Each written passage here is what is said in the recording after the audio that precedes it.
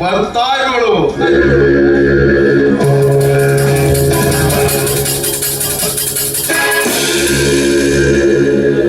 ನಿಲ್ಲು ರಕ್ಷಿತಾ ನಿಲ್ಲು.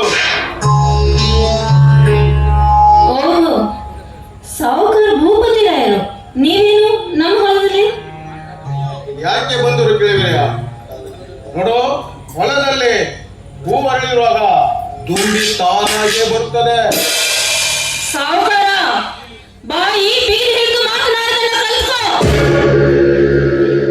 ನಮ್ಮಂತ ಬಡವರ ಹತ್ರ ನಿನ್ನ ಈ ವರ್ತನೆ ನಿನ್ನ ಕಳಪೆಯ ತಾಕತ್ತಲ್ಲ. ರಕ್ಷಿತಾ, ನೋಡು, ಹೆಣ್ಣು ತಲೆ ತಗ್ಗಿಸಬೇಕು. ಈ ರೀತಿ ತಲೆಯನ್ನು ಮಾತಾಡೋದು ಮುಚ್ಚ ಬಾಯಿನ. ನಾನು ಬಡವಿ ಆದ ತಕ್ಷಣ ಶ್ರೀಮಂತರ ಕಡೆಯಿಂದ ಬಾಯಿ ಬಂದಾಗ ಎನ್ಸ್ಕೊಳ್ಳೋ ಹೆಣ್ಣಲ್ಲ ನಾನು. ರಕ್ಷಿತಾ, ನೋಡು, ತುತ್ತು ಗಂಜಿಸು ಬಚ್ಚಿಡುವುದು ನೀನು. ಎಲ್ಲಿಗೆ ಇಷ್ಟ ದಿಮಾಕರವಾದ್ರೆ ನನಗೆ ಇಷ್ಟ ಬೇಡ.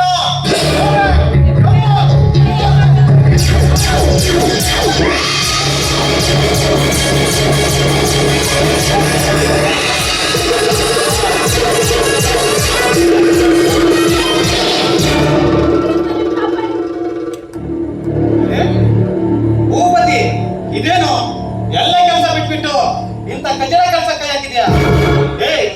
ಏನ್ ಗೊತ್ತಾ, ಇಂಥ ಕೆಲಸ ಮಾಡೋಂಗೆ ಏನ್ ಹೇಳ್ತಾರೆ ಗೊತ್ತಾ? ಮರ್ಯಾದೆ ಇದ್ದವನು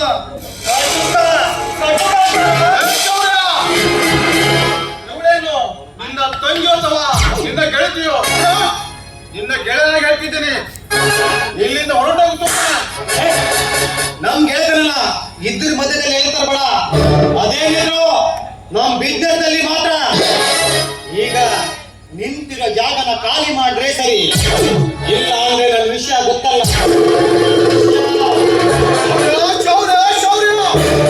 ಇಂಥ ಬಡ ಹೆಣ್ಣಿನ ಮುಂದೆ ನನ್ನ ಮಾನ ತೆಗೆದಿಲ್ಲ.